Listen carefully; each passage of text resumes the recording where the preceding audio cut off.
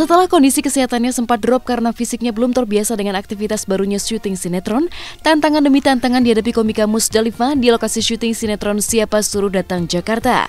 Di antaranya harus menahan panas, bising dan ulah fans yang selalu mengajak berfoto serta meminta tanda tangan saat Musdalifah dan rekan-rekan artis lainnya menjalani syuting di pinggir jalan raya yang ramai dilalui kendaraan. Orang terus panas gitu, walaupun seru sih, seru yang pengalaman pertama kan.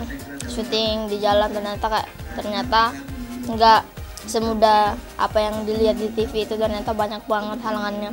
Adalah mobil lewat-lewat, ada orang yang nyinggak-nyinggak, foto-foto, minta tanda tangan, orang kita lagi tik, dia malah narik-narik baju, ya susah.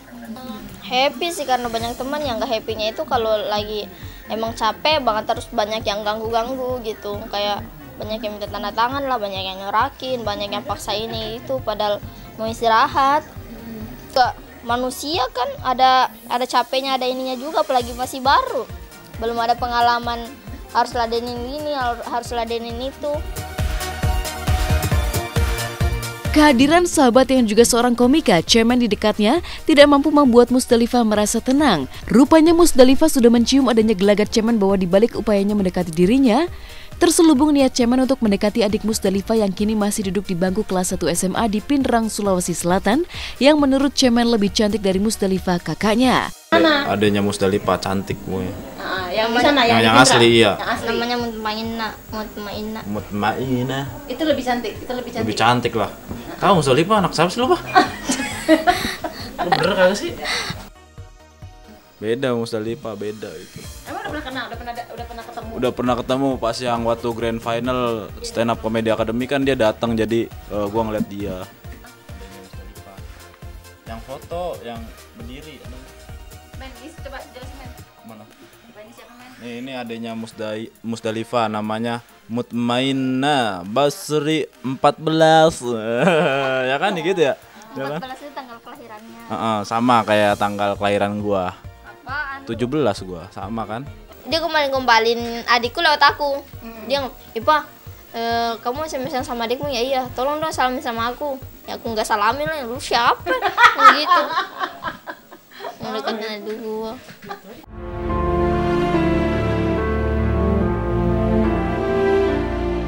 Di balik keseruan bersama cemen dan suka duka yang dialami Musdalifah di lokasi syuting, ia pantang menyerah dalam menghadapi setiap tantangan yang diwarnai jatuh bangun. Hal tersebut dilakukan Musdalifah lantaran ia memiliki banyak mimpi yang hendak ia wujudkan. Uang hasil syuting ia tabung. Selain untuk membiayai operasi ayahnya yang 5 tahun belakangan ini menderita sakit, Musdalifah juga ingin membeli mobil baru, rumah baru di Jakarta, dan membiayai sekolah adik-adiknya. Kan operasi bapak harus membeli kendaraan pribadi buat sekolahin adik, terus beli rumah di Jakarta, amin. Aku nggak mau anggap itu beban sih, jadi jalanin aja. Kalau ada duit selagi bapak butuh aku kirimin gitu, tapi aku simpan-simpan sisihin gitu, biar lama-lama jadi banyak duit, jadi banyak simpanannya. Jadi bisa itu beli mobil, bisa penuhin apa yang dimauin. Tidak hanya membiayai operasi sang ayah yang sakit, Musdalifah juga berencana merenovasi rumah orang tuanya di Pindrang, Sulawesi Selatan. Iya, terus buat bagusin rumah. Operasi bapak, dia operasi, bukan operasi plastik. Emang bapak gua orang Korea, pengen dibagusin. Enggak, dia punya penyakit polip di hidung.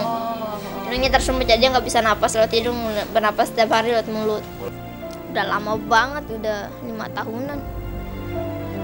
Jadi dia udah nggak biasa bernapas lewat hidung. Jadi kalau misalnya dia jalan gitu, jadi kita ketara gitu. Jadi kalau dia lewat itu ada napas yang kayak, wah itu pasti bapak tuh, padahal belum. Ya operasinya mahal banget. Dan misalnya kalau ada duit gitu kan, biasanya kan ada duit dia nggak utamain kesehatan si bapakku sama mamaku, dia lebih utamain warungnya dulu buat ngisi warungnya. Kapan isi warung udah habis, ada duit ngisiin lagi, jadi nggak ada simpanan buat operasi mamaku juga.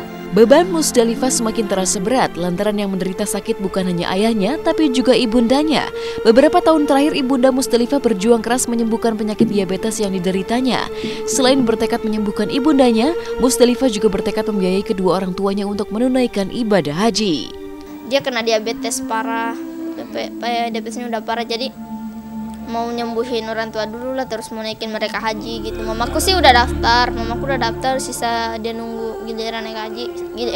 Sisa bapak aku ya belum, dia disuruh nunggu 5 tahun. Oh, tahun kemarin Baru daftar. Cuma mamaku doang. Nah bapakku rencananya aku mau daftarin dia tahun ini.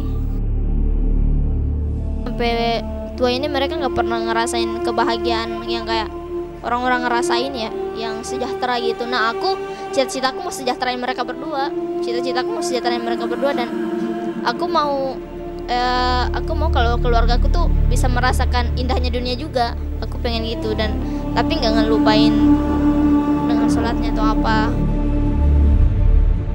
Aku tuh misalnya lagi di rumah gitu kan sendiri, misal aku lagi sendiri atau apa gitu, aku kalau misalnya mama lagi nelpon gitu kan, mama lagi rindu kan, biasa aku langsung nangis sendiri gitu. Tapi kalau misalnya aku nangis gitu, aku langsung ngapain gua nangis gitu kan, nangis juga nggak bikin mereka sembuh atau gimana ya. Aku malah bikin dia bangga ya, aku malah bikin dia ketawa, aku ngelawak lewat telepon ya, itu obatnya. Biar kalau aku nangis biasanya aku udah kalau kapan aku nangis aku udah malas. Kalau aku udah nangis gitu aku udah malas ngapa-ngapain, jadi biasa ngibur diri sendiri sih.